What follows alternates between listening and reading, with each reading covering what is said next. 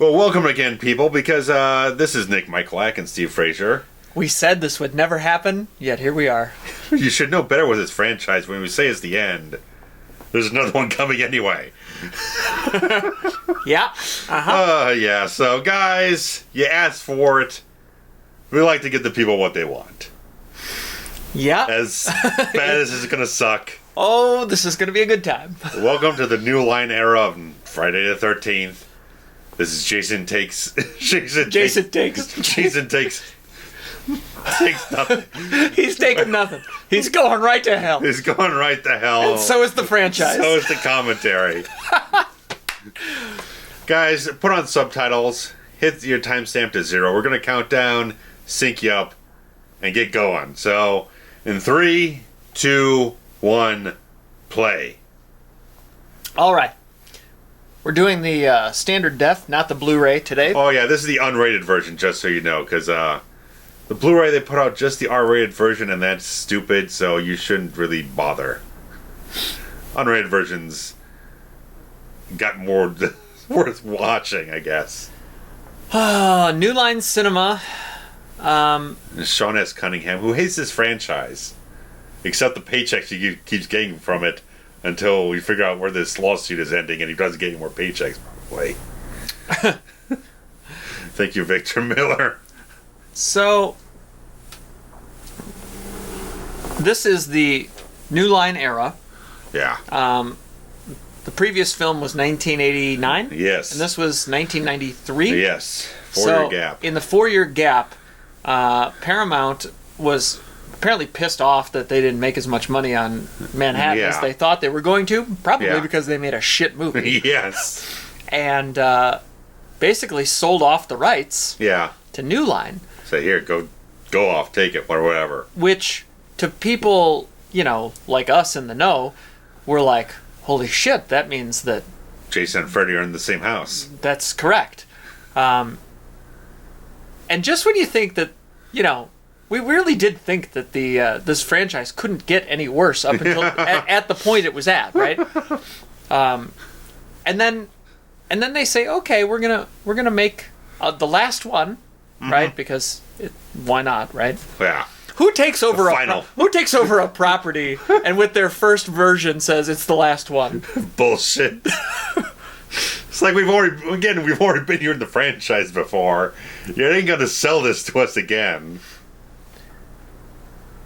So I remember where I was when I saw this for the first time. It was on video. It wasn't in the theater. And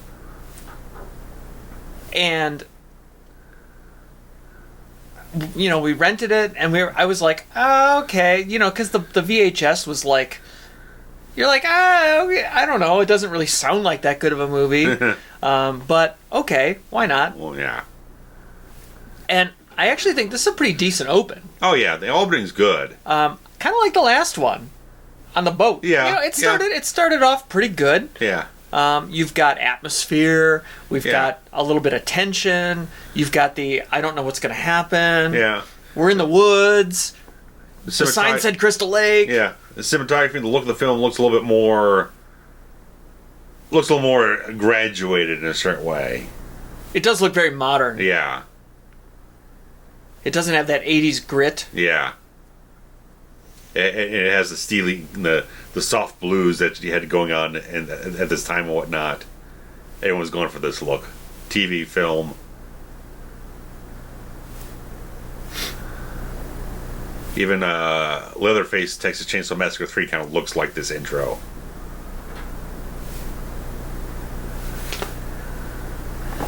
Which Kane Hodder also worked on as a stuntman. Sure. I was so busy not trying to watch this movie that did I pay attention here? Did I miss where she is? Like, is it a cabin? She's just a cabin. Yes, some kind. Well, looks a little bit more than that. I mean, this whole little sequence is kind of nice. Where it's like they're playing on expectations. You're expecting great hair, the classic mirror gag. You turn away from the mirror, pop back in. Jason's there. They played it a few times, which is nice, I like that because you have the audience has an expectation and then the little swerve. Yeah, and your heart's going to have that little bit of a flutter going back into it until you register things and see that the scare's not happening. It's a terribly high panty she's wearing. Yeah. Like, what the hell? It's not well chosen. The size too big. We got a, good musical cue there. Yeah. One thing with the score on this one is like it's all synthesizer. I'm okay with that though. In a way, it sounds like a lot of it is like what Manfred Dean would do with an orchestra. He's doing now with a synthesizer instead of doing like a synthesizer score, like a John Carpenter type of thing. He's making like an orchestral score with a synthesizer. I can see why people would find that annoying. It can sound a little cheap in places. It's well composed, but it doesn't have the same quality. And again, speaking of Kane Hodder, yes, we got bloated Jason in this movie. He is a little bloated. Yeah, I've seen the behind the scenes photos and everything. It's like he's got like 3 inches of foam padding all over him with this prosthetic style. He does. His face definitely looks fat. It's like he's spilled out over his mask. Yeah, it's like it's swelled up around the edges of the mask and everything. Can we just talk for a second here? When we last saw Jason, yes, he was in a sewer. Being dissolved by toxic waste. Toxic waste. Do you hear the words we're saying? Toxic waste. In the sewers of New York. The 10 billion gallons of it. And he turned into a baby. Yeah. Now what? We just forget that? And we have basically, this? I think they had ideas like they were going to do something where it's going to be a little bit more pickup from the last one, but they said, like, let's just try to clean break it as much as possible and just forget it. And this is what they come up with? Yes, is this what they come story? up with. Yes. Now, I remember watching this, and I was down with this thing here, and then all of a sudden the goddamn cavalry shows up. Fucking SWAT team. And this is ridiculous. It's such a weird way to start the film because there's no context for any of it. Yeah, who are these people? Yeah. Why do they have face paint? Why doesn't Jason fall over? Why do you see the flash of light through his backside?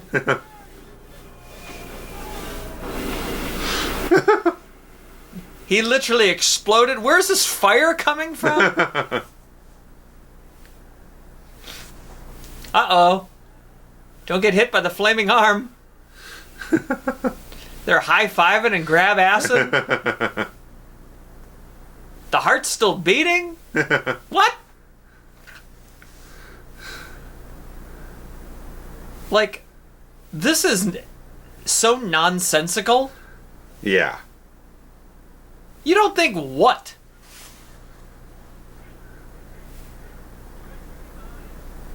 Like... And I don't get this little beat of like, okay, you have a point of view shot of one guy that we don't know anything about for one moment. That doesn't make any sense either. Like, literally nothing makes sense right now. There's no context for any of this.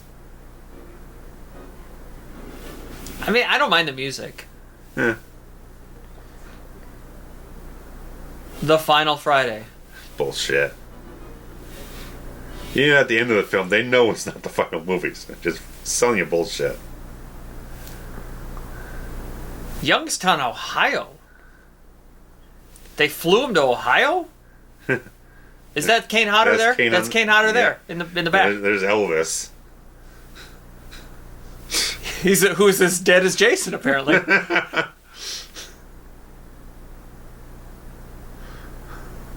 So they blow up Kane Hodder in character, so they let him have a scene here. Yeah.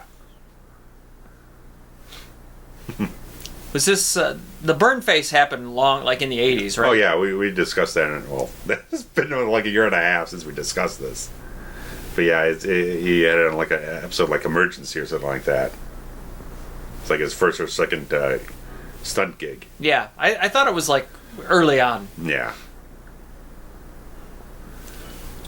Interesting titles here. Yeah. Graphic design. Well, it's just weird that they had a scene in between. Yeah.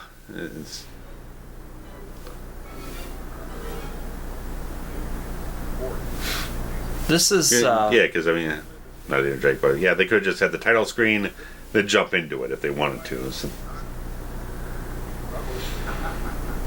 Yeah, but they're doing these weird... Yeah, it's more stylistic choice. I mean, I don't hate it. I just think it's just different. Well, yeah. As this whole film is. Well... Heavy lifting here, people.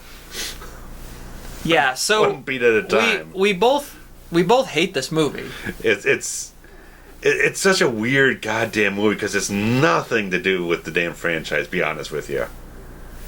Well, no. It's almost like they wrote a completely different story. In a way they did, because a lot, as we're going to get into here, the body hopping stuff, this is all just like a blatant ripoff of the Jack Shoulder film, The Hidden.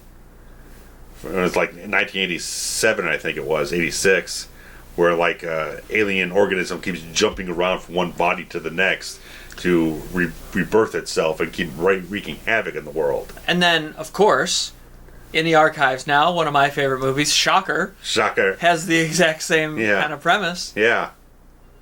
And of course, they made a sequel to The Hidden, which has nothing to do with the original film. And then they make this film, which has more to do with The Hidden than the actual sequel to The Hidden, but it has nothing to do with Friday the 13th.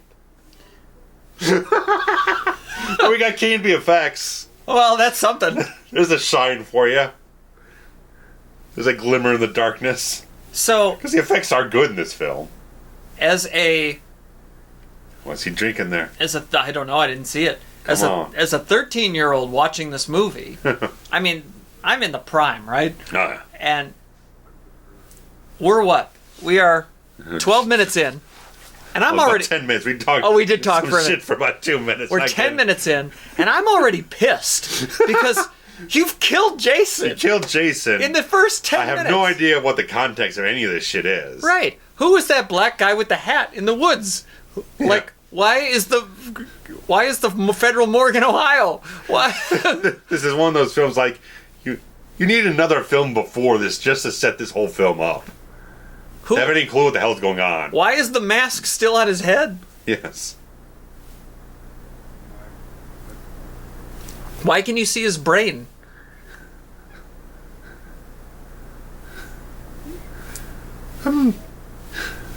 Like, who were the people with the SWAT team? Like, right, at this point we haven't gotten the exposition to know shit, really.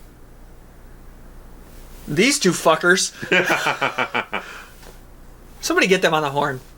Uh-huh. The gold watch he's wearing. Now look at that. Is that a Rolex?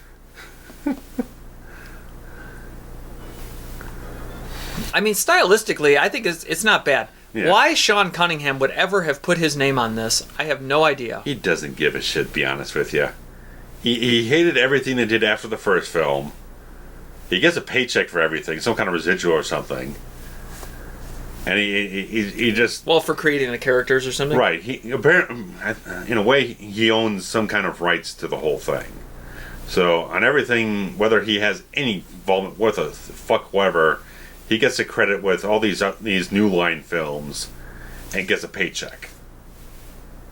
And it's only like steady paycheck that I know that he gets, because he's done some things here and there, but they've never been really successful.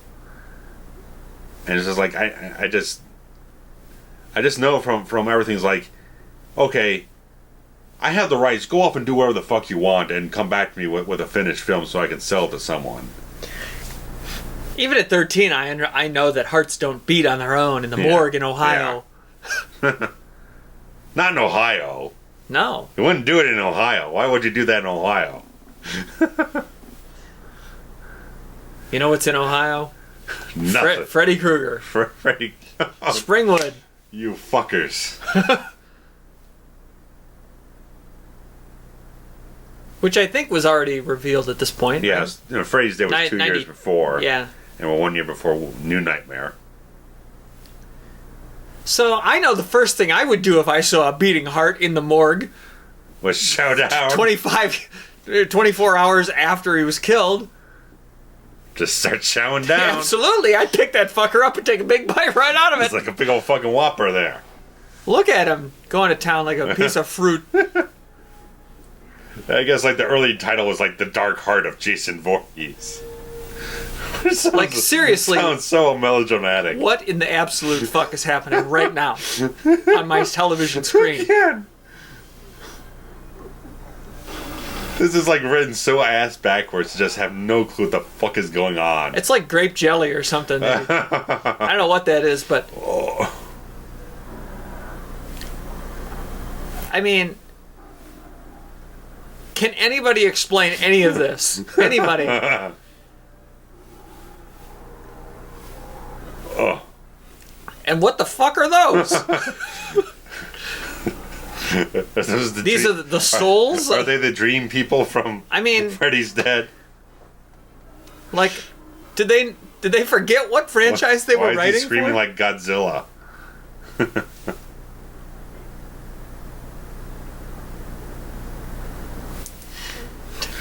These fuckers. Elvis.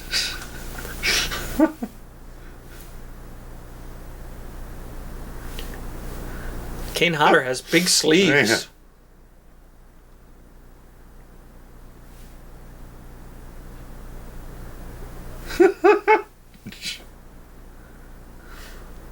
He's a big dude. Yeah.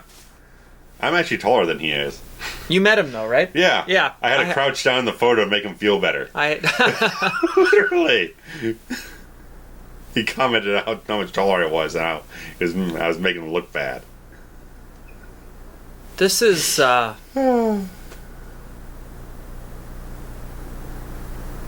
this is so bizarre. Yeah. Like they just put us in the blown up in the opening night mindset where I haven't watched this film before. He just gave the middle finger to the dead guy. None of this has any. How is this a fucking Friday the 13th movie? How does this match any? Because I've seen the trailer plenty of times. It sets up jack all of any of this. There's no narrative in the trailer. No, there's none. Yeah. Although he just gave a pretty good monologue of insults. Yeah.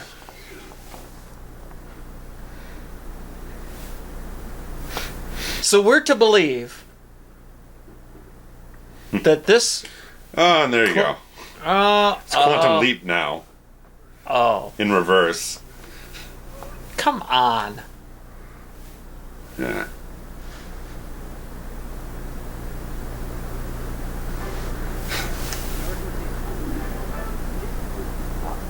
Now that's a nice little match cut there. Yeah.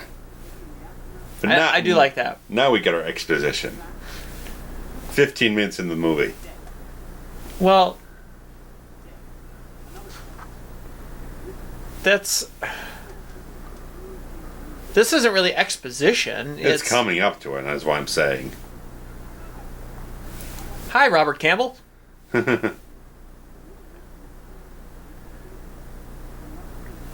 Now, why would the nation know about Jason Voorhees? Which is, I knew we were going to get to this. And why is his dad named Elias?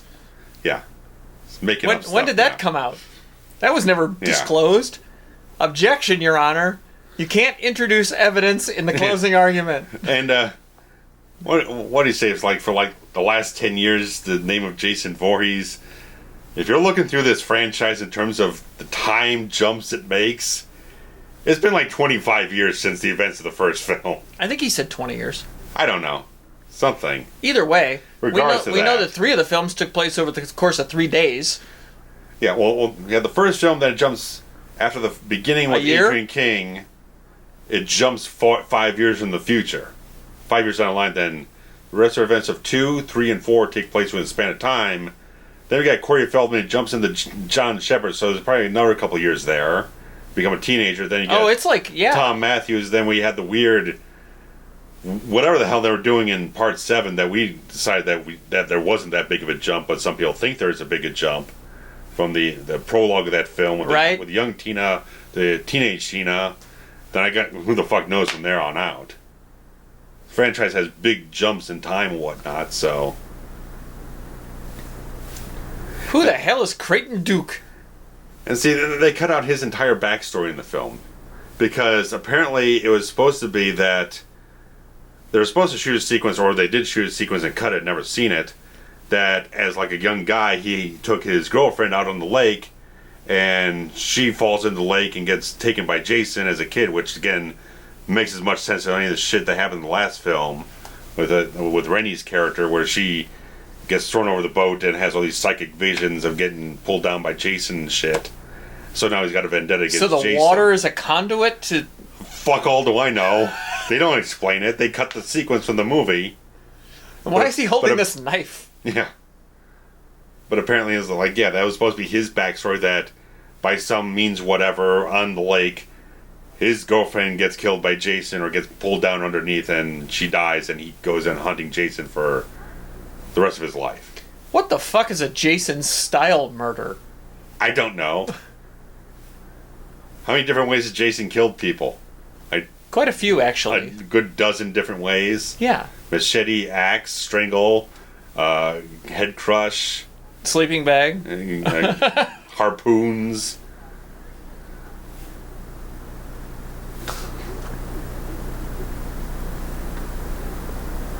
This is the dumbest goddamn story. See, if you took Creighton Duke, I mean, I love Stephen Williams. He's a fantastic actor. But if you took out Creighton Duke, made him Tommy Jarvis, it would make at least a measure of better sense. Now, it wouldn't make any sense from what happened in Jason Lives, where it felt like the story was ended. But at least you'd be bringing in a character who has an established chronology with the character of the franchise and a motivation to do something, knowing that Jason was still out there. And you already had Jason Lives already was doing the occultish stuff and all that type of stuff. There'd at least be something if you want to do that. All you can eat fish and chips for $4.59, by the way. So you get to this film, it's like everything's... We got all these things with all this backstory of supernatural stuff and this Creighton Duke guy and all these other things that have no establishment in the franchise whatsoever. It's all being revamped from the ground up. Silly. Yes. Absolutely silly.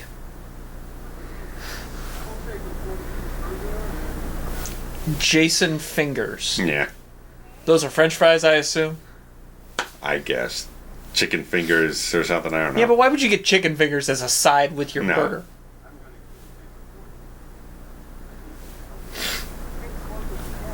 Yeah, this whole film is just retcon city. And none of it makes any sense towards anything. He's coming for you. I mean, I've seen it, so I understand why, but... Yeah. This film, when it was released, you're asking fans to swallow a whole ton of crap to be able to grasp onto anything. Well, there's no recurring characters. Yeah, that's exactly. And even the one recurring character that you did have, Jason, you blew up in the first 10 minutes. And then inexplicably are trying to sell me that he's now the Black Corner. Yeah, and you're introducing all these other characters who apparently already have some kind of established backstory with Jason and various other things involved with the franchise, but they've never existed. They're not disclosed. Right. They're not disclosed. They've never been present in the franchise before. What the fuck? Oh, Randy. Get in here, Randy.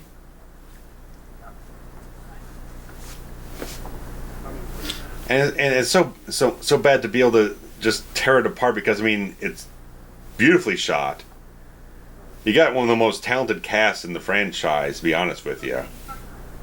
Not the same style of cast you've ever had before, but a lot of people in this film are very, very good actors who've done a lot better work than this shit. Right. And you got John D. LeMay, who was on Friday the 13th, the series, which has no continuity or connection with the film franchise whatsoever. So that could confuse fans even further. Right, because they could be like, wait, is this the same person? Yeah. I don't know. Because his character got written off in a very strange way on that series. I have a very distinct memory of being out grocery shopping one night, it was a night that the Friday the 13th TV show premiered. Mm-hmm. And we were out grocery shopping, and I was in such a big hurry to get home to turn it on and watch it. And, I mean, I was obnoxious about it. Like, we got to get home, we got to get home. And then we finally did make it home, and I turned it on, and it had nothing to do with anything. Right. And I was so disappointed. Like, it crushed me. This guy's a dork. Yeah. This is actually a reshot scene, because after they did test screening, people complained there was no Friday the 13th elements in the film. There was no campers, there were no teenagers, there's no sex scenes. So they added this entire sequence with these characters to satiate that. So they added one scene? One sequence. And it's weird with the series overseas, it was called Friday's Curse. Because it tied in more because the last name of the guy who sold off all the cursed goods, technically in German, his last name was Friday. Translated to that, so it made more sense overseas with the actual title it had there than it did over here. Because they're just trying to cash it on the name. Typical. I mean... Bullshit, yeah. To be young again.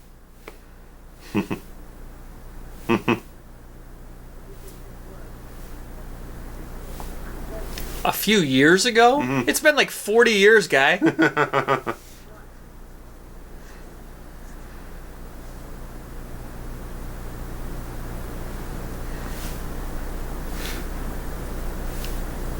I mean, this film is so easy to completely rewrite it in like 5 seconds to make it have nothing, no iconography with the rest of the franchise. Just have it not be a Friday film at all.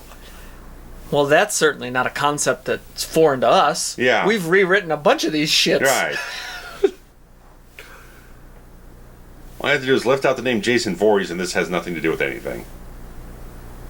That's all you have to do. Well, you wouldn't have that Microsoft Word replace Voorhees, change it to something else, and it's a different franchise. The fat lady couldn't make hockey mask cheeseburgers, though. Yeah. You'd have to pick something different. Yeah. Create a different type of mask. There you go. Whatever. Way to hold back, guy. That sign doesn't look anything like any of the signs that have ever looked in this franchise anywhere. No. All right, here we go. Yeah.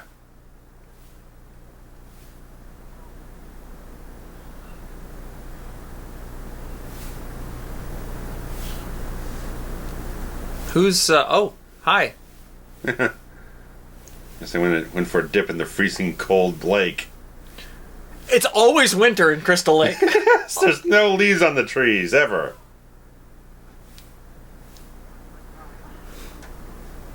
Like, that's not gonna help him warm up. His dick is shriveled right now.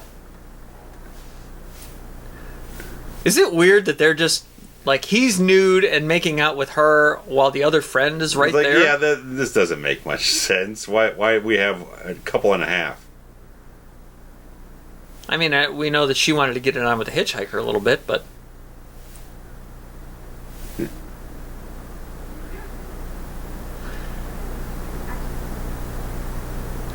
Like, this is very weird. Yeah, this is like, I get wonky. That girls might have this kind of girl talk, camaraderie, but she's just gonna hang out here while they go fuck. Red wouldn't think that this was good in any, like, she wouldn't be comfortable, I don't think. No.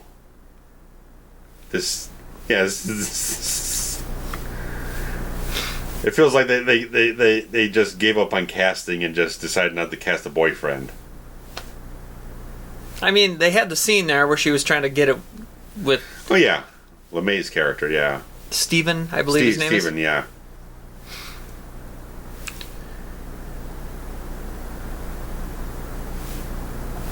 I do like a campfire. Huh. You said you've not gone camping? Not really, no. Yeah, I used to camp a lot when I was a kid. It also made these movies scarier for me. Because, I mean, I did this kind of thing. You know, I mean, it was always at a campground kind of place where, you know, it was a controlled environment. It wasn't just a random, you know, spot in the woods. Good silhouetting there. They're having a good old time.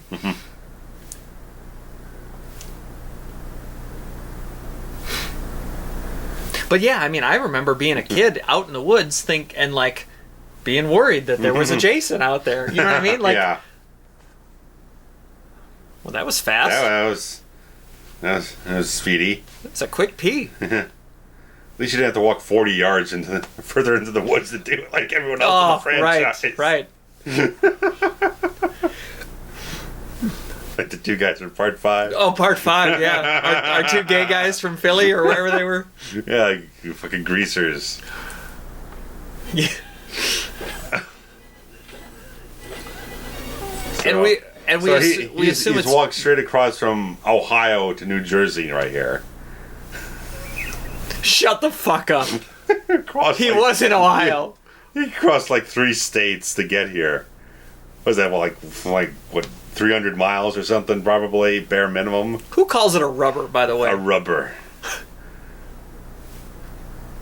Forget about it. That's how you end up with a baby. You gotta pee. You just got in there. Just what the hell? And I'm pretty sure the silhouette showed her taking her clothes off. Yeah. You're right. That asshole came from Ohio. Let me check. He gets around like Michael Google Myers. mapping this shit. How far? How long? You can find out how long it took him too. She's peeing in the same spot. Youngstown, Ohio. If it exists. Another quick pee. Jeez. What, does she just dribble out a little bit? I know toddlers that pee longer than that. And the only reason that we are to believe that that was Jason is because of the Manfredini score that played over it, right? Yeah. So your starting point was Youngstown, Ohio. Where was your ending point? Well, it shows Newark, New Jersey. Okay. 390 miles would take you 5 days and 10 hours to walk that far. Okay. 5 days. Mm-hmm. What are you throwing that away for, you stupid bitch?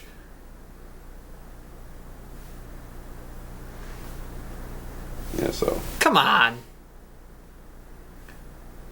I guess maybe in the 90s it still wasn't cool. Now, see, this is a good-looking sex scene here. Mm-hmm.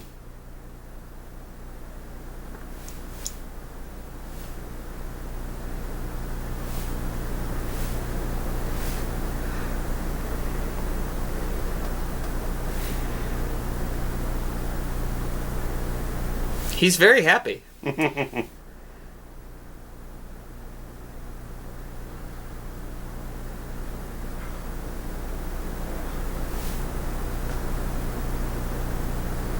Huh. That was a well done scene. Mm-hmm. Usually sex scenes don't look real. This looks very real. And just for reference, if Crystal Lake was anywhere near New York, it's only about 40 miles from Manhattan. Oh, that's where the river goes, right? Where Crystal Lake has Exactly. the river It's the that goes river. to New York. It's a nice bus ride for them. They didn't take a freaking cruise. It's a really well done sex scene, by the Oh way. yeah, she's hot. I'm just saying, it looks natural. Yeah, it looks natural. It's not too much writhing around. In the wrong spots. Yeah. Sometimes it's completely obvious Yeah. that she's sitting on his kneecaps or on his belly button. Yeah. So again, the only way that we have any sort of reference that this is quote unquote Jason, that looked awesome, by the way. Oh shit, Debbie. Oh, that's fantastic. Yeah. Is that You get the score. the sound effect type of stuff. yeah. Joey B's? Mm-hmm.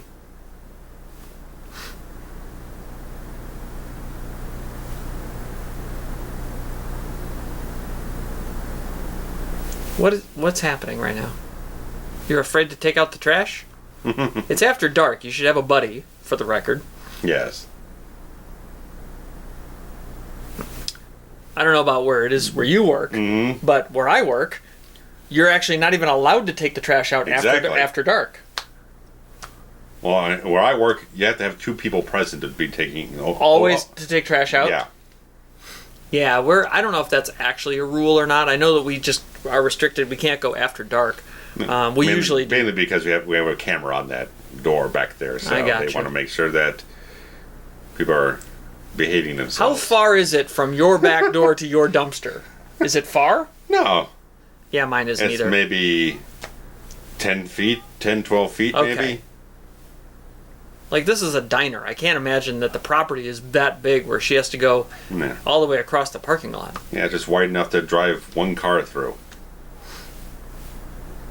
Neighborhood dog? What's happening?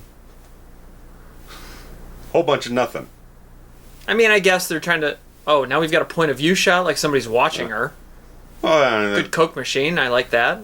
If it were, yeah. Oh, he is. Okay. It's classic. It's the one classic thing they get from the franchise. Well, again... Some intention They there. haven't told us anything. No.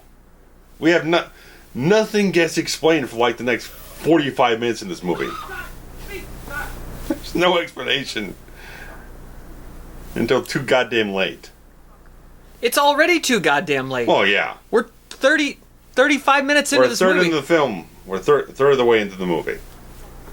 I mean, I guess we kind of have... I don't even know if we have an objective or a main character, do we? Yeah. Who's our main character in this movie right now? Is it Jason? Is it the bounty hunter guy? Is it... Is it this woman? Halloween 2018 all over again. There's no clear focus of who we're following in the narrative. Is it Flo here? Flo.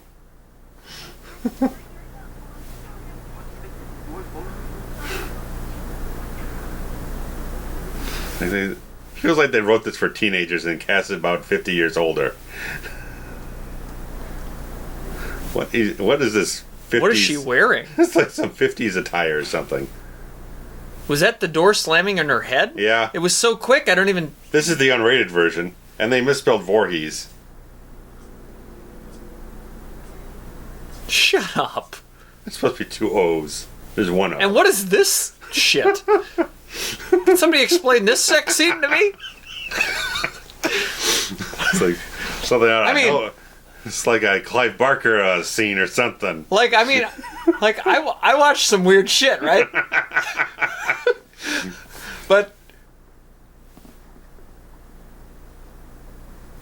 I mean, this is like straight BDSM.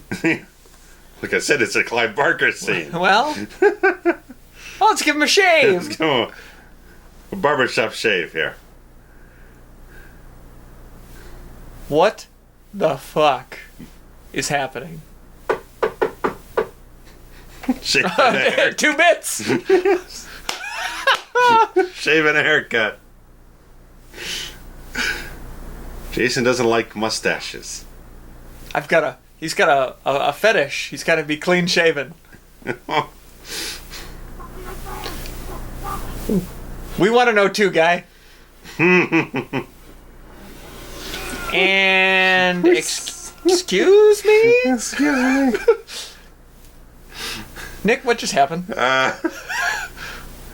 Why are you asking me? Well, we're partners in this, and I thought maybe if I didn't have the answers that you would. I'm waiting for the film to explain itself.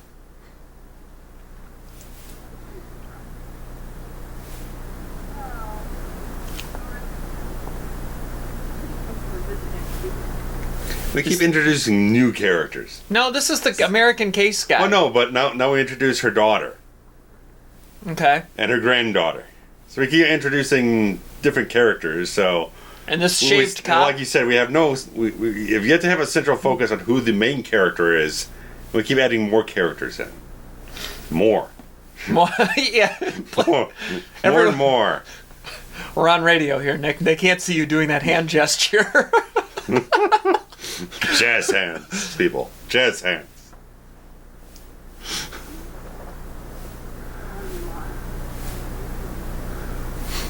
So wait, the shaved cop with the black eye is now Jason? Yes. Oh, I heard the Manfredini. Got it. What the fuck? It's so funny. It's like, okay. He reflects in the mirror. I thought that was just a silly gag to let the audience know what was going on before. That as an actual thing? Yes. And apparently the hockey mask is like part of his soul now. Right. It's embedded into his soul. The same as his face. For the record, Jason just got killed again.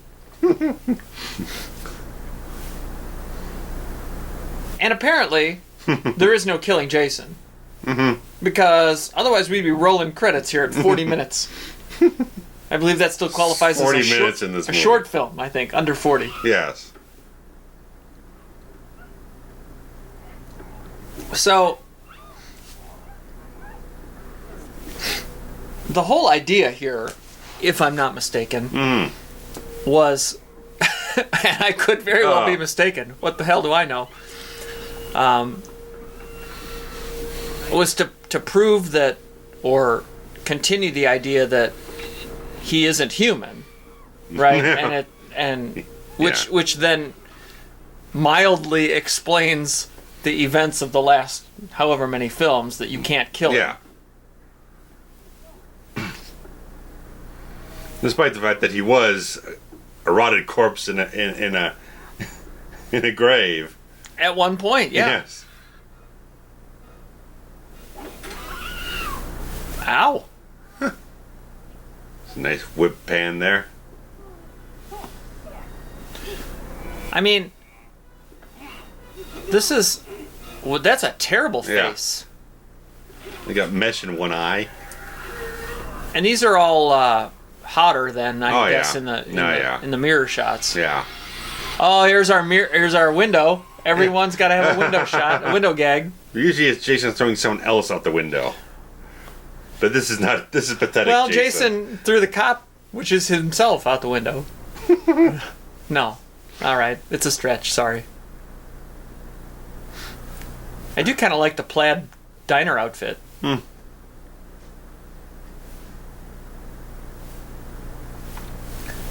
I don't understand the mirror reflection being... Yeah, there's no... That doesn't... that's not it's logical. It's there for a gag, and that's all it is. Like, the first time in the morgue, I thought was just to explain to the audience what was going on. Yeah. But now, because that was us, the viewer, that saw that.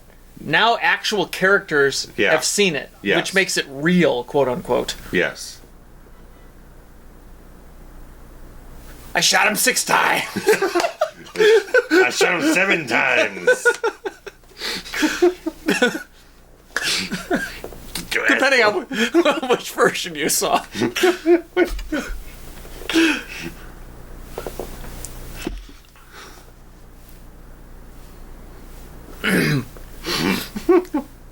What a hot mess. Is there still cellophane on that lampshade? Are you fucking kidding me? I'm so angry right now. Why does he turn around like he's asking him to be fucked in the ass? He basically presented his ass to that cop. Like, put me in county jail right now.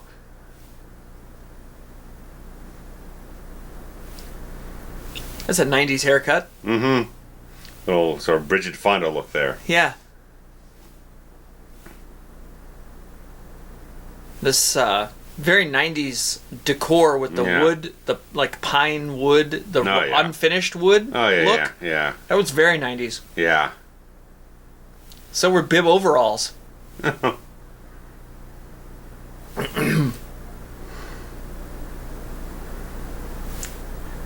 And this is her mother's blood, right? Yes.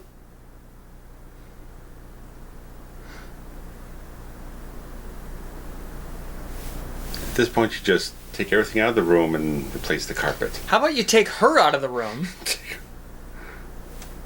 so she doesn't have to see the spot where her mother died?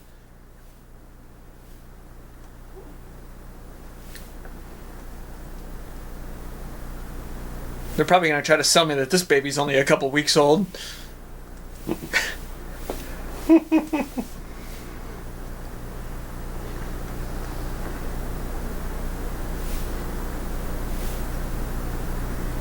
So, I suppose now's as good a time as any to tell a little backstory. Go ahead.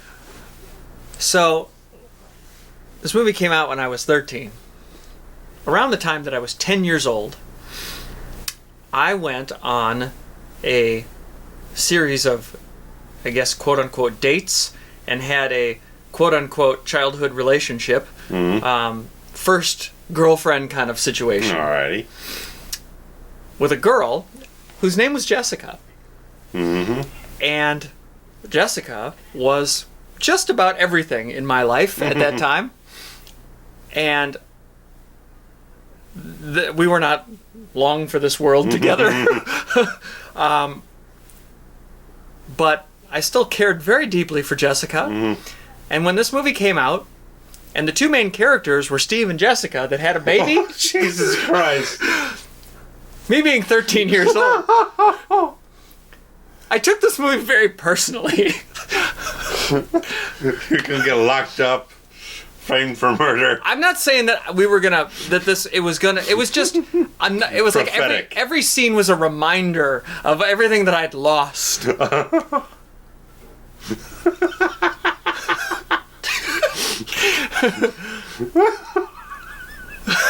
I don't know why you're laughing at my peril. Shout out to Jessica Higgins, who I'm still friends with today on social media. And I still love like I did in 1990. Higgins, we've already had a Higgins in the franchise. We did have a Higgins. Oh, this franchise does you wrong. Sure does. Does me dirty every time. I don't think Jessica's ever going to listen to these, even though I do share them on my social media pages that she is aware of. But if she's listening, I'm taking it back to 1990. At least you know one named Lar. Lar. Well, I found out her actual name is Lori Park. That's where Lar Park comes from in Lar Park, Lincoln. Lori turned into Lar? Who does that? Who does that? Yeah. Lori Park. Okay, that sounds all right. I mean, Lori Park is kind of a dumb name. Lar Park is kind of like also dumb, but it's got a better ring to it. So, I don't know. They had just established that it was Jessica's baby was fathered by the Steven character. Yes. So I thought, that sounds like a good enough time to bring up my childhood romance. That was still a fresh wound when I watched this movie in 1993, by the way.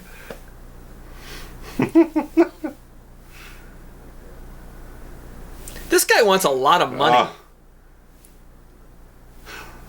And why is he even here? Okay, because he roughed up the sheriff.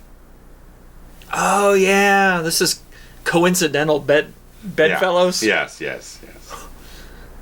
Maybe that's the wrong word. We need to take the character out of the plot for a certain length of time so we can develop all the other characters in the movie.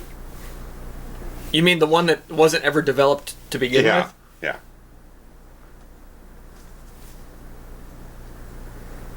Now they're holding hands in the jail cell. Did Jack Shoulder direct this movie? I mean, look at this caress. Yeah. Well, a little tenderness. I mean, we had the BDSM earlier. This is just the opposite of that. You gotta have a little passion, a little passion, and a little pain. That's right. He's got black ass hands, doesn't he? He's like seal black. I just love the little, the little smile he has on his face. He's just like a little mischievous smile.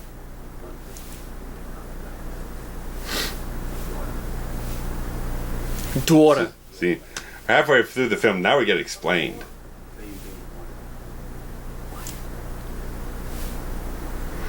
Jason at this point is got to be like 40 years older than all of these people. So to try to claim that there's some kind of relative relation, I ain't buying it, pal. Right. This to infer that the lady we just saw get killed was also a kid of Pamela Voorhees throws a lot of weird things in the franchise that she you're gonna tell me that whacked out frickin' Pamela Voorhees waited like another 15, 20 years to have another kid after she was driven insane by losing the first one? She was dead by the end of the first film. Yeah. When did she have time to have another baby? And even if she did, that baby would be way older than that woman ever was. Right, it's like Jason was born like the 40s. So Pamela would have to like 20, 30 years after she had her first kid, and shortly after. So she has Jason. He lives for a couple of years, dies. She goes insane, and then someone else. You're inferring that someone else gets with her, fathers a kid with her, and what happens after that? That I don't know. It doesn't make any damn sense. Fucking New Line has got to ruin everything. Mm-hmm. I mean, Manhattan was off the rails stupid. Yeah. But it was entertaining along the way. Oh, yeah. It was goofy. But it was just stupidly silly. If it didn't have the ending that it had, I actually don't even know if I'd mind it. Aside from the fact that they, were out on the ocean at one point. Yeah, I mean, the false bill of goods. The geography really doesn't add up. Yeah. And now there's some sort of The cultish. Maybe what is it with New Line and this whole bloodline has to kill the guy, because they did the same thing with fucking Freddy. Yeah. And as I understand it, this entire movie was done as a vehicle to get to Freddy versus Jason. Exactly. You could have gotten to that point on a far easier and more traditional fashion with the franchise. All you had to do, really, was tell a good story here, figure out what could actually kill Jason, and then still do your gimmick ending. Yeah. I mean, it's not even necessary that Jason really, aside from the title itself, you could change the fucking title. Jason doesn't have to go to hell at the end of the film to set up a goddamn Freddy vs. Jason movie. It's not necessary. Well, what about this? Let me put this on you. Yeah. Even if Jason, quote unquote, dies, but not necessarily in a final way. Yeah. You're not claiming it's the last one. Yeah. Wouldn't the whole gimmick ending with the Freddy Krueger crossover, because they've already established that Freddy is dead. Yeah. Wouldn't the whole drag him to hell even thing? then, Freddy vs. Jason, Freddy's Dead takes place in the year 2000 or 2001, because it takes place 10 years in the future from when it was released. So that makes this, oh my god, which pushes this completely. I can't even shifting this thing all out of whack with that. So it takes place even further after the fact of when Freddy's Dead takes place. But point you're getting to is what? It is that all you have to do is insinuate that a dead in hell Freddy pulls Jason down. That could be what brings him to hell. That could be a hook. Yeah. That's it. Yeah. You just need to kill him the same way you'd kill him in any other movie. Right. Whether it be a hanging or a whatever, spikes, however. Fire or something. Yeah, something. Just burn him. And then burn him would actually make a lot of sense. Yeah. Then Freddy grabs him, pulls him down. Sorry, we rewrite every movie, folks. We didn't mean to do that. This little midget guy makes me laugh. Yeah. So does Divine here. But yeah, point we're making is they could have gotten to the same place with a much more of a streamlined plot that was much more consistent with the rest of the franchise.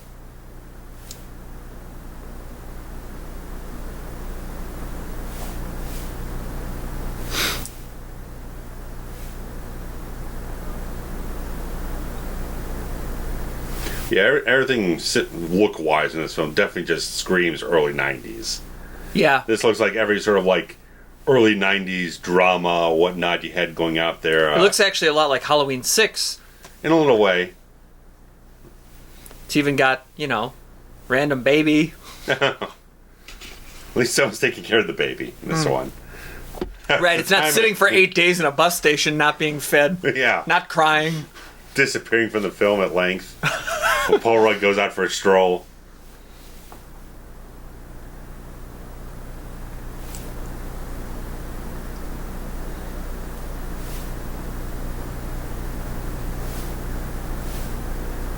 Is that a boy or a girl? He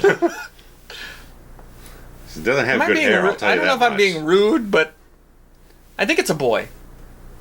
Yeah. I think. The hair is not doing him any favors. Nor are his breasts. just wide and round. Oh, shit. I'm having a great time right now. I don't know about you. This movie's a fucking piece of shit. He's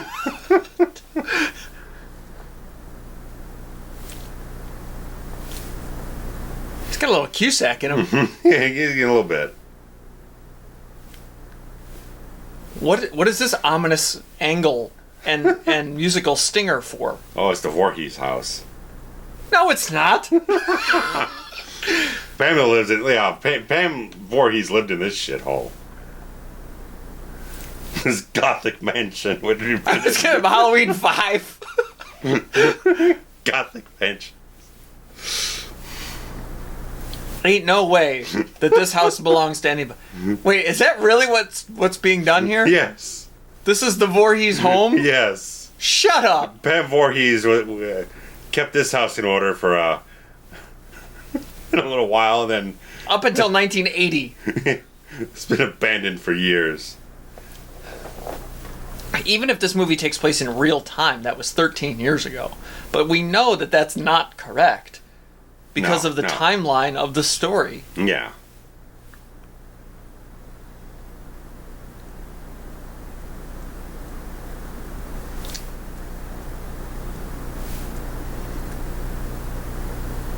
It's like I don't see Pam Voorhees in this joint.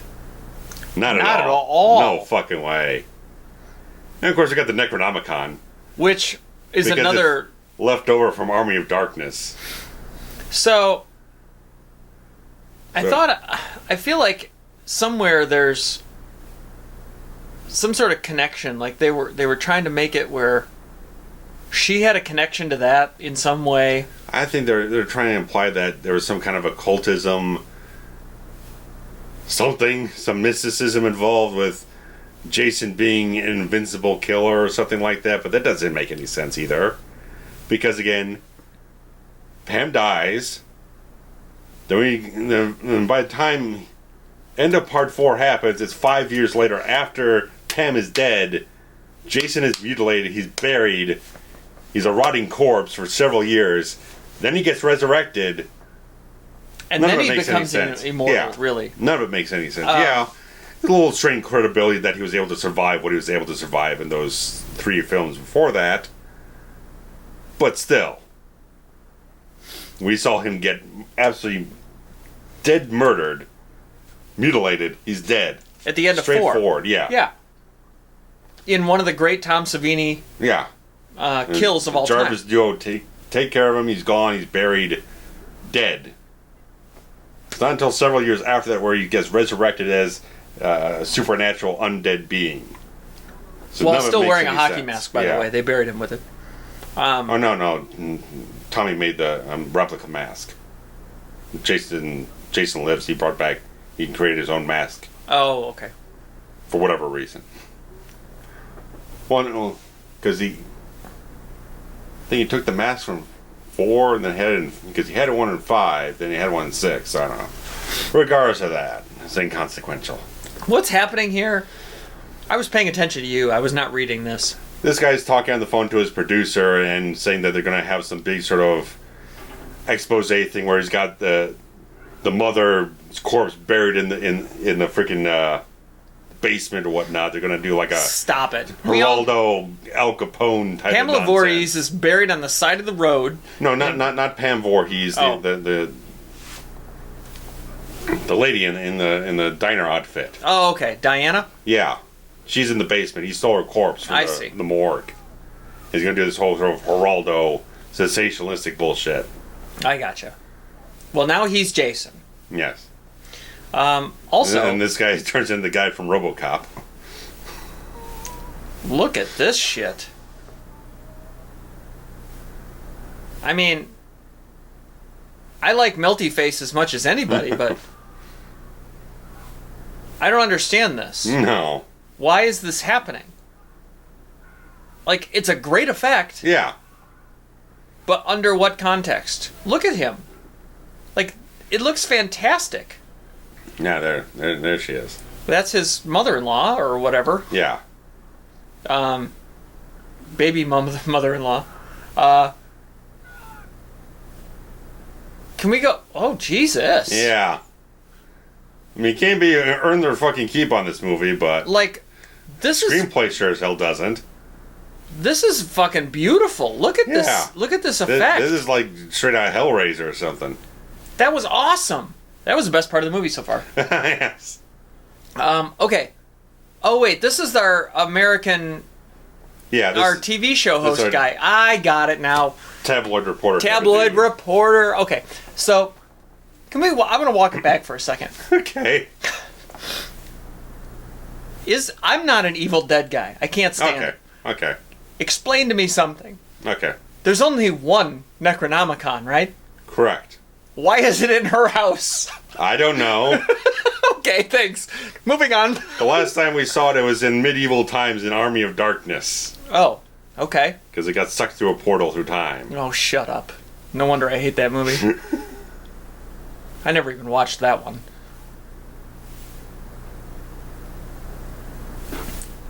Oh, no. There's our blue light you were talking about earlier. Robert. You put your shirt on before you towel. She's not even wet. What's happening? Someone have a robe in this movie.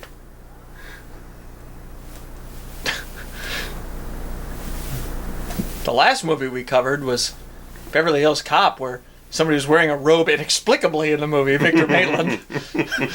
Somebody get Victor Maitland's robe. It's a kind of kimono thing going on. I'd take a kimono. I mean... It's relaxed.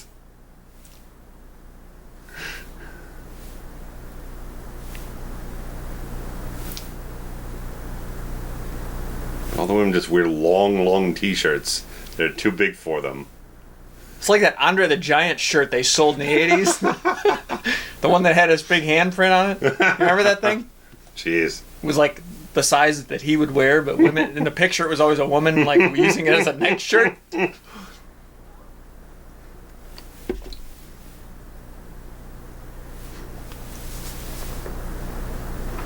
This came out the year that Andre passed. Oh, yeah. For the longest time, I had the news clipping. I also did. Mm-hmm. Interesting. What is this shit? I say that a lot, don't I? Somebody explain this movie to me. Like, I guess at this point, an hour in, I physically understand the transference theory. But nobody's explained why it's happening. Yeah. What's the origin of this nonsense? Why did the guy eat the heart? He ate like 5% of the heart, which means he absorbs everything. Well, then those little laser things came at him. Right. She's bare-assed under there. Yeah. If he had a robe, he wouldn't have that problem. I mean, I'm not complaining, but... You're crawling around in the dark, put on a robe or something. And why does whoever has the soul of Jason have those black eyes? I don't know. I'm guessing because the body deteriorates after a certain point in time because it's not a Voorhees. That doesn't make any sense. Ow. Here's a pro tip. Don't get run over by a car. It probably hurts. Oh, it's Smokey the Bear. I like Smokey. Smokey. He's got a little Tokyo Drift going there.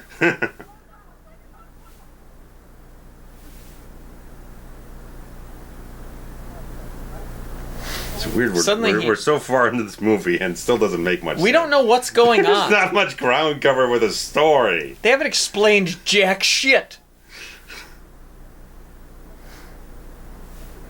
Feels like half of a film. Like, what? Interesting that.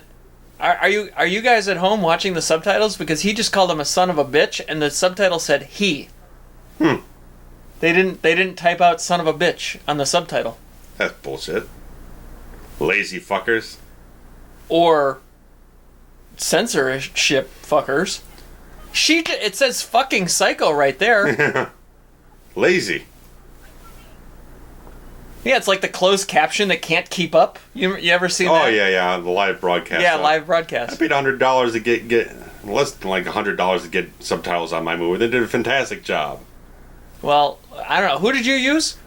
They called like Rev.com. All right, shout out to them. I gave them. They were able to give them the shooting script and everything like that. They were phenomenal. Well, shout out to them, who clearly are better than the people who did this movie.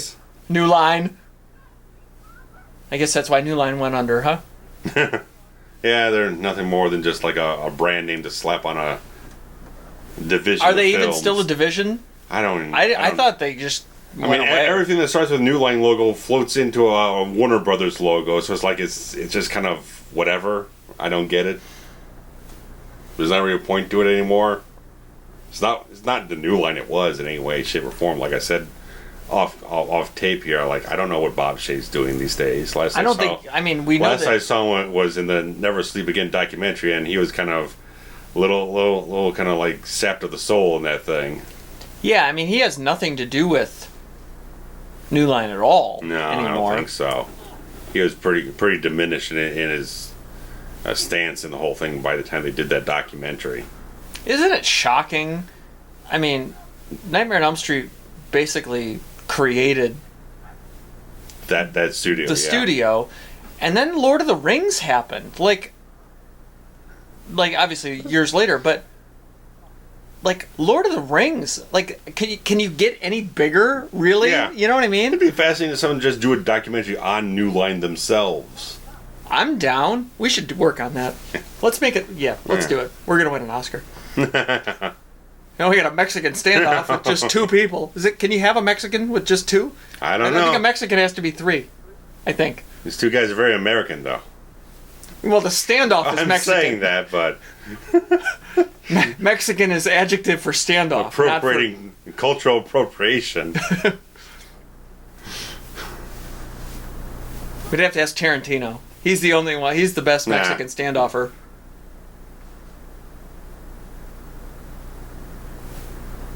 Got this Jason Hervey looking guy here. It's so off-putting to have non-Jasons play Jason. Mm-hmm. Like, in some ways, I'd almost rather it just be the hockey mask Jason walking around town doing this instead of sticking his lizard decayed tongue down somebody's throat. Like, this is unnatural. Yeah. And the fact that, like, they come with this bullshit in this film, and Sean Cunningham goes off and does Jason X, and then that creates a whole different load of bullshit that has nothing to do with this bullshit. Or where they say Jason has, like, X-Men regenerative powers or some shit in that movie. And reference none of this crap. No. I can't even.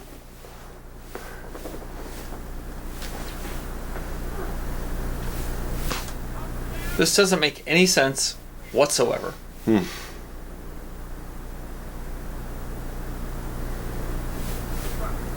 I mean, we're literally over an hour into it. Yeah. That wouldn't happen. We've had zero explanation.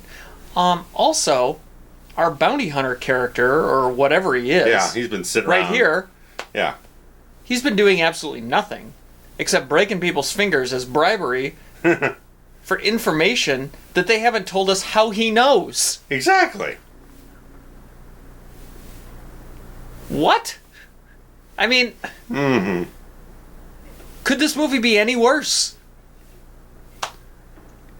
It's just utterly nonsensical with anything else. It's like I said earlier, it's like, if this just had nothing to do with Friday the 13th whatsoever, it could be an okay horror film. I mean, obviously it would still have structural problems, and it would have its own problems, but it would make more sense if it had no attachment to the franchise of any kind. It does make sense that he's her daughter. Or he's her son, rather. Mm-hmm.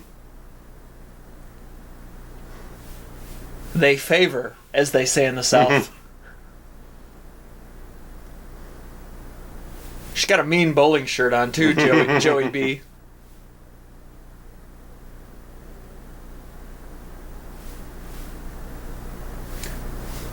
This movie's starting to feel more like a Terminator or something, you know? I don't know what it is, but...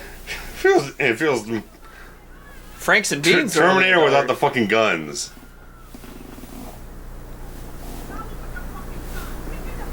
Did they just shoot the power supply? I guess so. Because why not? I mean, that was kind of fun. That was something that we never really saw with broken bones. Right. That's kind of a nice touch. What is this blue, no power, I don't know. Yeah. It's a weird, look at this mustache coming at him. Mm-hmm.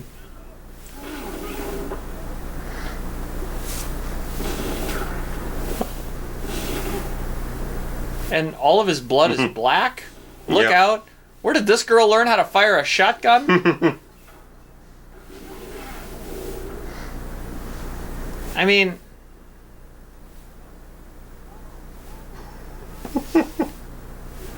I'm literally stunned into... I'm speechless. I'm stunned speechless. Because I don't understand why this is happening. There's like 17 minutes left in this movie before we hit the credits. Now would be a good time. Does it feel like we're anywhere close to that story-wise? No. Now would be a good time to start telling me what the fuck's going on. Yes.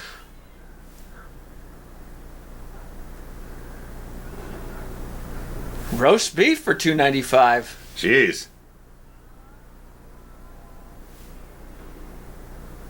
This guy's been in a bunch of stuff. Oh, yeah. That's a stunt guy, too, because that guy's about a foot taller than the actual actor. Oh, there you go. See, now that's kind of a fun little gag. Yeah. The mouth caved in. There's another window. Pulls her through just like in part 2. Yeah. And 4. And 4. With old Feldman. Ow.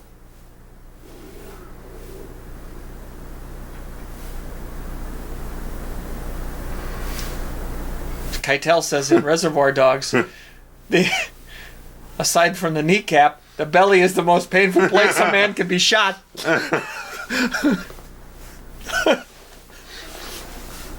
Oh. Go to hell. Hey. You almost got the whole title in there. He likes the head squish. Oh, yeah. And again, if it didn't have this score, Yeah. we'd have no idea this was a quote-unquote Jason movie. Oh, yeah. Like, we haven't even really said the word Jason in Quite some time. tens of minutes. I'm baffled on this one. I'm baffled.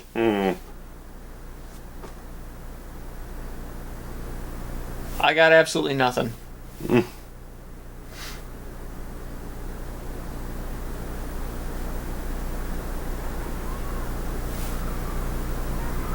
I mean, I mean, this is clearly made by people who have no reverence for the franchise whatsoever.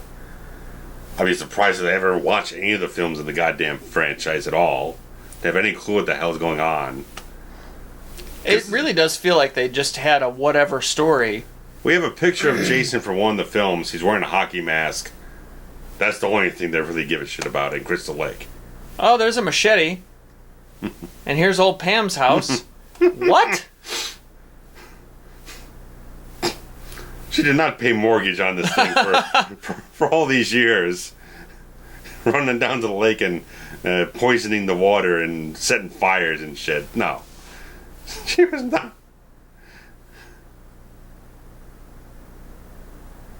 Absolutely not. Nah. Excuse me? Who are you? Somebody explain this to me. We need a whole other film just setting up his character, then another film to set up 3 other things in this movie before we actually get to this plot.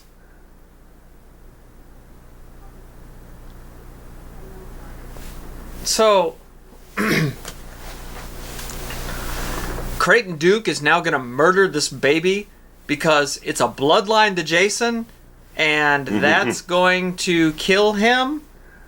No, he's been holding the kid to make sure that she comes to get him. Basically holding the kid so she comes to him to get the exposition to know what the hell to do to stop all this shit.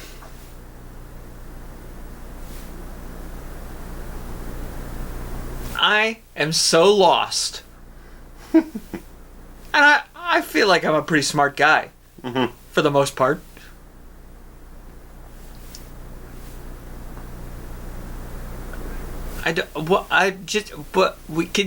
Would you just...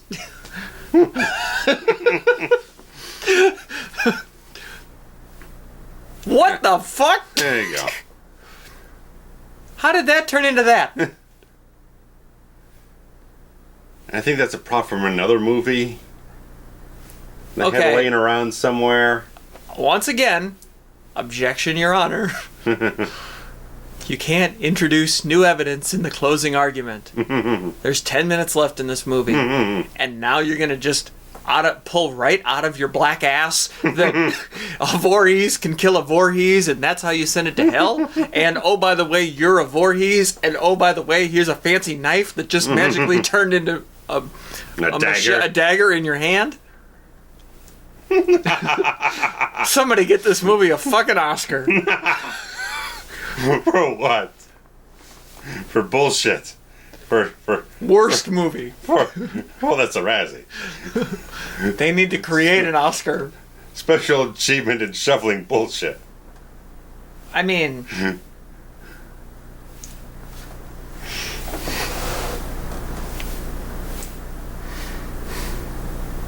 I quit.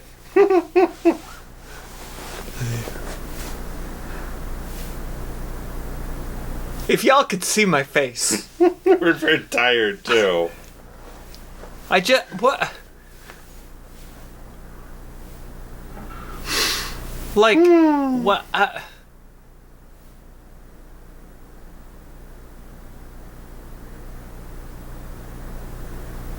There is zero continuity between anything related to Friday the 13th and this movie. Yeah.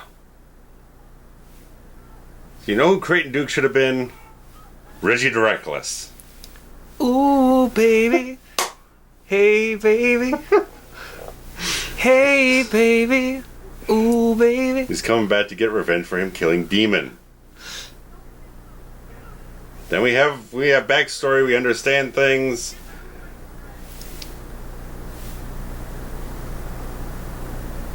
That would have been a way better scenario. Of course, in part 5, we decided that, it was the part 7 commentary where I got things mixed up, that we should have had Terry Crews as Reggie the Reckless. Reggie the Reckless really needed to make a comeback. Yeah. So it's calling Terry Kaiser, who plays Dr. Crews, Terry Crews. Right.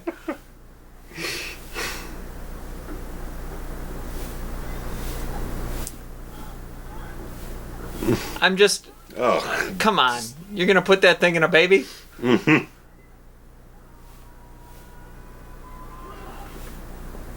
I mean... I have zero idea what's happening.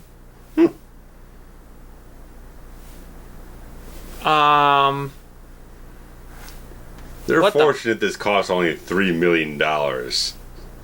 What in the... There's no way they would have made a profit if this wasn't... this was a whole lot more expensive than this.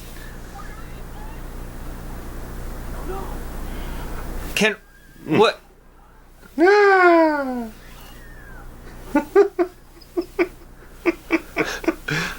You're kidding, right? You're kidding. I'm being ribbed. Oh. This is a rib. Oh, and there's an entire cut sequence for this thing where that little demon thing was supposed to grow into a full-size demon and start attacking people. There's a clip of it in the trailer. I feel offended. I'm choosing to be offended. That's... And right in her pussy. Yeah. So let's violate a corpse here. Let's necrophilia. Necronomicon. Necrophilia. Damn it. I see a theme here.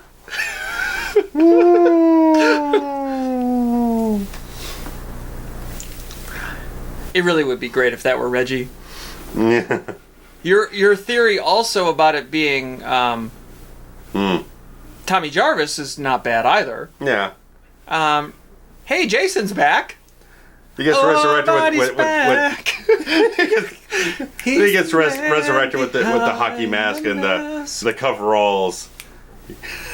It's all magical parts of his being.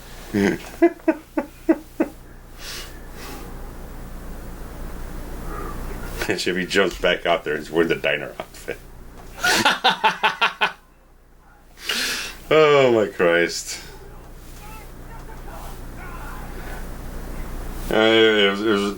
Wait, so Creighton Duke is dying right now?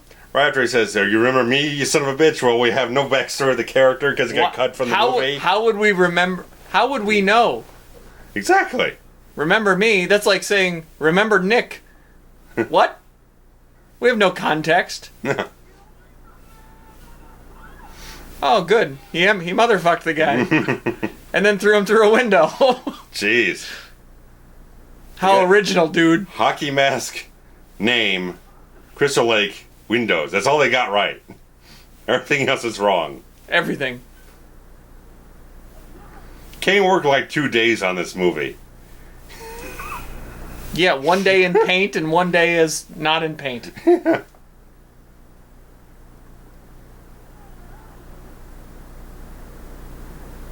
Suddenly, isn't it crazy how right now the tone feels like a Friday movie? All of a sudden, again? Even though it doesn't, he looks terrible. Yeah. And why is there the weird, like... Blue moonlight, you mean? Yeah, there's the blue moonlight, but then it's got like a red afterglow, almost like it's supposed to be 3D, but it's not. You know what I mean? Like, there's see this weird effect where like the edges are red? Do you see it? How everything is like it's a weird coloring issue. It all looks like it's supposed to be in 3D to me. You see the little flashes of red? Yeah, a little bit. It's a DVD mastering problem. I don't know. It's either that or when they put the blue on it. Yeah, they didn't grade it right. Yeah, it just... Yeah, definitely that I can tell. With the Yeah, see how it's got that like little red outlines on everything? That's weird. This whole thing looks like horse shit. The movie's horse shit.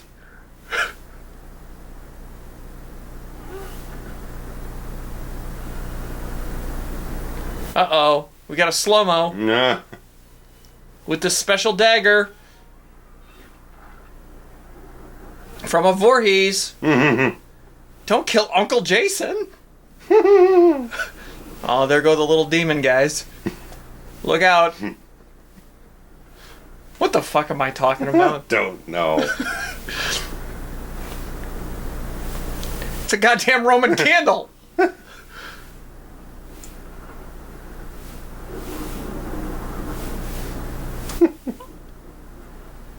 I mean, even I can still see the little red edges on everything. Oh, not those little fireworks on his face. That's not that. Uh-oh. Mule kick it. What? What?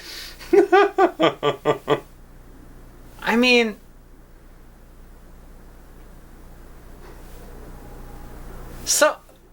Somebody wrote down, what is this shit? Somebody wrote down these words on paper, and somebody else said, this is a good idea, let's make this. Apparently the director of this film thinks he made a fucking masterpiece of some kind of nonsense or something like that. He loves this film, and kind of, at least from a friend of mine says that the guy kind of shit talks anyone who doesn't get the film or something like that. Well, I don't fucking get it. He can shit talk me. Yeah. Call us up, watch this video, leave us a comment. If you could justify this pile of fucking dog shit, then please leave a comment. Because I would like some explanation, please. Like this light beam going into the dirt. Where's it coming from? It's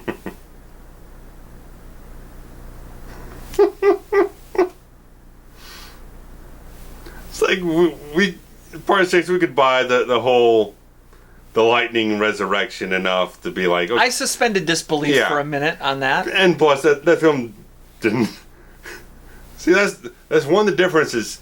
Part 6 doesn't take itself any more seriously than it really needs to. This film takes itself as seriously as fucking a heart attack. With no explanation. No explanation. Like, I get that the lightning bolt in 6 doesn't have really an explanation. Right. But there's a cause and effect. Yes. Like, even if you don't believe it, you're watching the lightning happen, and then his eyes open, he gets up, he's a killer again. Right. You may go, that's kind of stupid, but at least A leads to B. Yes. There is no A in this film. It's all B. It's all B. You got a dog. Is he going to piss fire? He should. That'd make more sense. And now we've spent an hour and, 25 minutes or so, all basically leading to this shot right here. Mm-hmm.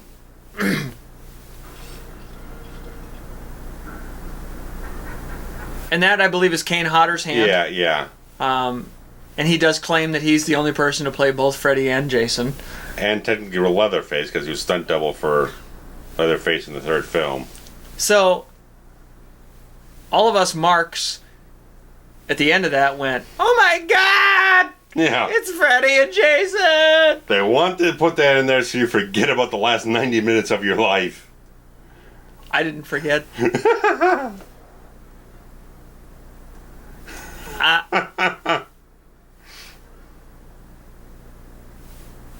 I mean, I think I'm going to go stop and get some alcohol on the way out. I can't. What just happened over the last hour and a half? There's no explanation for Who the fuck is Creighton Duke? I just watched this movie and I don't even know. Where all these damn characters come from? They weren't here at any point in the previous films. Why did the coroner eat the heart? Why? When did Pamela have another child after the other one died? Or a stone home on the coast, or wherever this is. Why did Jason walk 390 miles? For 5 days from Youngstown, motherfucking Ohio? Ron Pipes the second. Maybe he knows.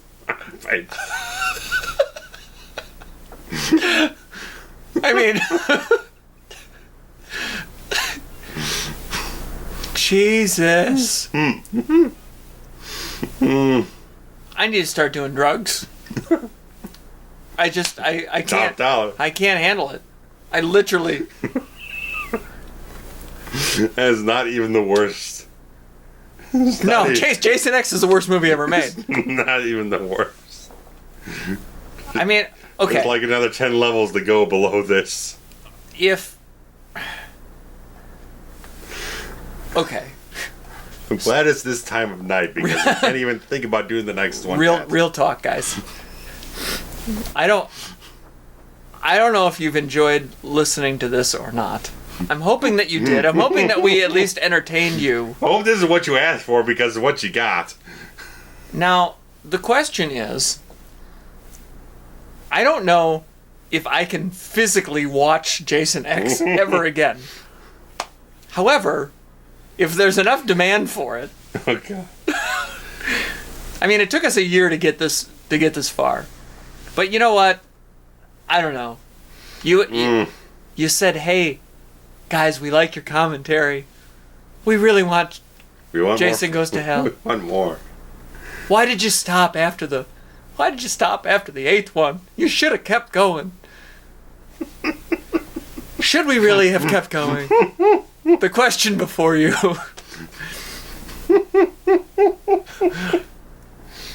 I'm sorry we just took a shit all over your channel, Nick. We considered doing the remake, and then you people asked for this, and we decided to do it. We're still up for the remake. Yeah. It's better than this shit. But It's more sensical than this. I'm not saying I'm opposed to watching Jason X again if it means entertaining the people. I don't know. We'll have to wait and see what the audience wants. It's been a long night, people. It's been a long night for sure. A long night. Okay, guys, we gotta wrap this up. Thanks for listening. Thank you so much, guys. We can't wait to read the comments. Oh God. Okay, guys. Thank you so much.